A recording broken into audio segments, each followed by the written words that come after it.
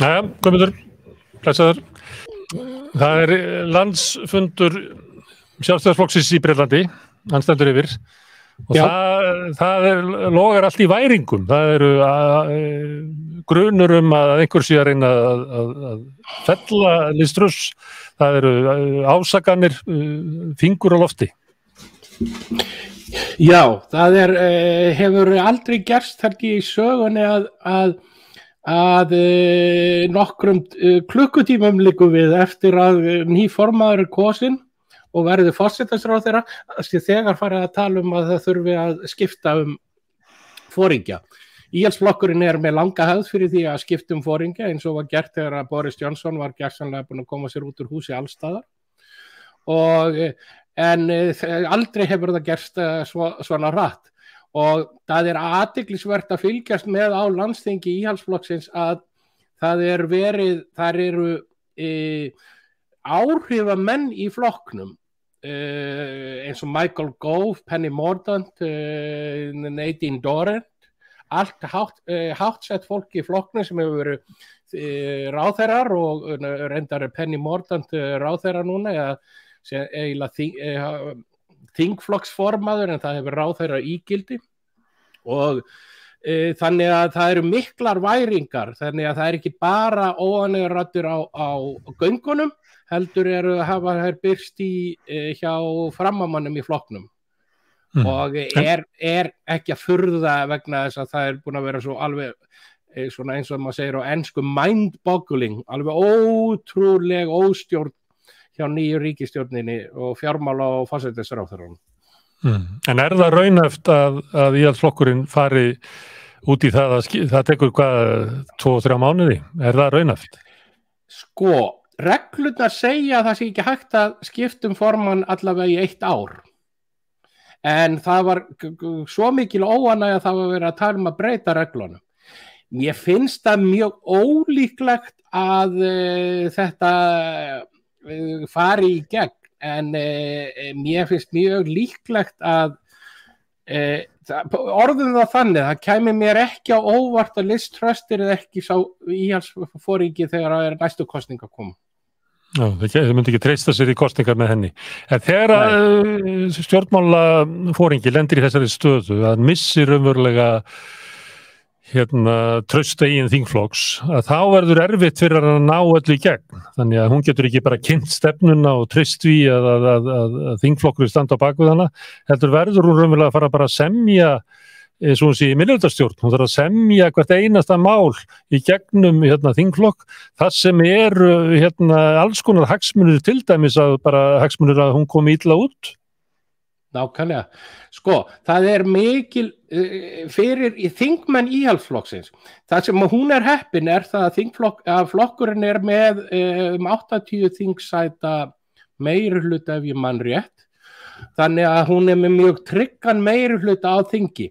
Vandamáli sem hún snýrað henni það að það hellingur af þingmannum sem kom inn í seinustu kosningu sem koma frá það sem hefur verið kallað rauðabeltið. Það svona millistóri bæir í norður og miðju Englandi sem hafa venjulega kosið verkamannaflokkin en kusu Íhaldsflokkin í þessum kosningum. Og þessir íhaldsþingmenn vita það að þeir hafa enga möguleika því að ná endurkjöri nema ef að stefnu, þessi ultra nýfrjálshyggju brauðmála stefna Liz Truss og quasi kvartenn nær fram að ganga. Þannig að það mjög líklegt að verði mikið uppreisnir sérstaklega hjá þingmannum sem vegna þess að mikið af þessum þingmannum verandi nýjir það sem kallað backbenchers, þar að segja þeir ekki ráðherra, og þá geta þeir komist upp með það að yppa sig gagnvart þingmálum flokksins.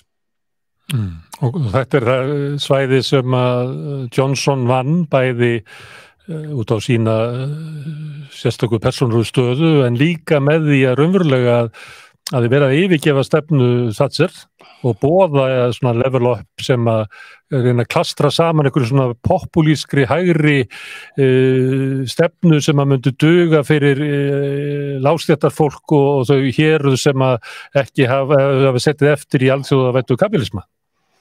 Nákvæmlega. Johnson hefur hann hefur alltaf verið með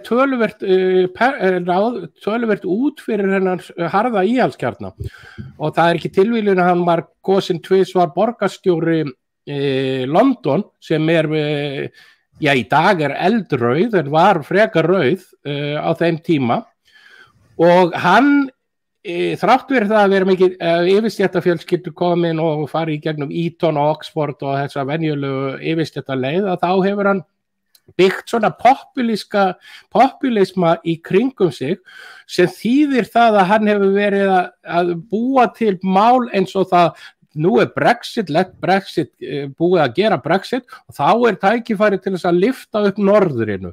Það var svona mikið hjá honum og það þýðir á mannamáli að hann var að mæla með ákveðnum millifærslum á tekjum frá ríkara söðrinu til fátækara norðursins og hann var byrjað að gera þetta, það má segja að deila það hversu mikið hafði verið gert en hann hafði allavega lofað þessu og líka hafði hann lofað því að lífeyrisgreiðslur myndu hækka í takt við verðbólgu. Þetta virðist Truss og Kvarteng og ríkisstjórnin algjörlega verið að snúa við núna. Þau koma ákveðnu leyti, sérstaklega Kvarteng, koma frá þessu svona hugveitu hópi, svona ultra frjálshyggjumanna og þau búin að vera að tala það í 10-15 ár, svona ultra frjálshyggjuleiðir og lifað í einhverju svona fílabeisturni það að brauðmálakenningin hún virkar víst, það bara verið klúður þó hún hefur ekki virkað í fortíðinni. Og alltaf fer framfylgja henni. Þegar við vorum að nefna Boris Johnson, ég man eftir því í sumar þegar hann var að hrökklast frá, að þá var eitthvað sem að skrifaði það að óska sigurvegari hans eða óska kandidat hans í formannskjörinu væri Liz Truss, verið þess að hún myndi mjög fljótlega fyrir vanhæfni sína klúðra stöðunni og þá væri aftur möguleiki fyrir hann að koma aftur. Við erum að rifja upp svona spádóma? Já, Boris Johnson líklega með einhverja vonir það að koma tilbaka, en ég held að það verði ekki úr því, ég held að hann hafi brent ofmargar brýr að baki sér. Þetta líklega nokkuð rétt vegna þess að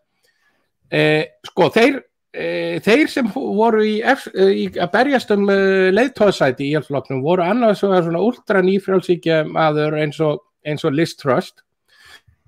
Hinn svona gamaldags íhaldsmaður, svona sound money maður eins og Rishi Sunak. Og Rishi Sunak, hvað sem maður má segja pólitík hans, og hann hefur nú þetta stunda alveg hrikalegar niðurskurð á velferðarmálum og heilbrigðismálum og allt það voru stór þáttakandi í því. Það var allavega hægt að segja það að hann er svona eins og hvað segja á ensku competent. Hann veit hvað hann að gera, sem hefur verið ólíkt því sem að Liz Truss og Kwasi Kwarteng. En ég held að hann siti nú bara í íbúðinni sinni, Boris Johnson, og glotti yfir því, vegna þess að hann hefur þannig karakter að hann hugsa bara sjálfa sig og hann nokk sama þó að landi sé að fara til andskotas. Hann vil helst geta sagt I told you so, Og Sunak, hann líka glottir kannski, hann heldur sig fjarri landsfundunum, með svona hæðnistón að hann vildi að Liz Truss fengi allt sviðsljósið, hann alltaf geta taka neitt af því sem að þýðir að hún setur bara undir skömmunum. Nákvæmlega, og ég held að það sem svona standi upp úr burt sé frá pólitíu dellunum og massívum, þeim eiga þau eru heiðarleg að því leyti að þau segjast bara hreint út, við ætlum að færa peninga frá ríka fólkinu sem frá fátæka fólkinu sem eru skramsers á samfélaginu yfir til ríka fólksins sem skapar auðinn. En það bara gekk svo gersamlega fram af öllum, meira að segja markaðnum, sem að ég held að það hafið ekki séð fyrir. En hvernig markaðurinn að jafna sig? Hlutabréfamarkaður, pundið að jafna sig? Skuldabréfa álagið á ríkissjóð að jafna sig? Eða situr það ennþá eftir? pundið að jafna sig en það sveiflast það svolítið mikið meira upp og niður. Aftur á móti vextahækkunin, hún ekkert að jafna sig og það þegar stór hækkun á húsnæðislánum sem þýðir það að fólk situr uppi með mikið af fólki og jafnvel svona markhópi íhaldsmanna, svona millistéttarfólk sem hefur kannski verið að kaupa íbúðir og treyst í að afborganir eru frekar lágar vegna lágra vaxta sem hefðu verið lengi lágir vextir alla tíð síðan í hruni 2008. Það sem að þetta fólk að fá sjokk núna og það þess vegna sem að skoðanakannanir sína hrun íhaldsflokksins vegna þess að þetta fólk skelfingu lostið. Þannig að þetta fólk horfi líka á það sem að voru boðaðar, það renna til fyrirtækja annars vegar og fyrst og fremst til fyrirtækja annars vegar og svo átt að lækka skatta svo kallar 45% mark sem var yfir 150.000 pund á ári sem gífurleg fjármagnur og það mikið af þessu fólki sem svona venjulega þægir kjósendur íhaldsflokksins, það ekkert með þessi laun þannig að það horfir á sig sviki vegna stórhækkana á húsnæðislánum. Þannig að það bætist ofan á framfærslukreppuna sem hafði verið náður, það verið mikil verðbólga og alls konar verið að hækka, sérstaklega orkuverðið, það eru þrefalt, fjórföld hækkun á orkuverði og núna bætist að húsnæðiskostnaður og vaxtakostnaður hækkar, þannig að það eru bara allir að upplifa mjög alvarlega kreppu.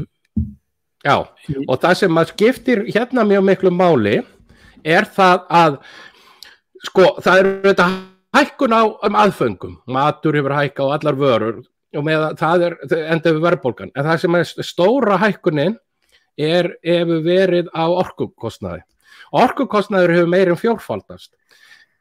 Þrátt fyrir það að ríkið ætli sér að eyða 60 til 80 milljörðum punda í að niðurgreiða orkukaup, þá kemur fólk í vetur til með að borga meira en tvöfalt meira en það gerði seinasta vetur. Og þetta rétt að byrja vegna þess að þegar kemur kuldakastin koma að þá á fólk eftir að deyja bara úr kulda og eða það að það þarf að velja hvort það hefur efna að borða eða hita húsið sér. Herðu, Guðmundur, við látum þetta duga í bili frá Bretlandi. Þakka þér fyrir að staldra við rauðaborðið og við skiptum núna frá London upp í MH eftir augnablik.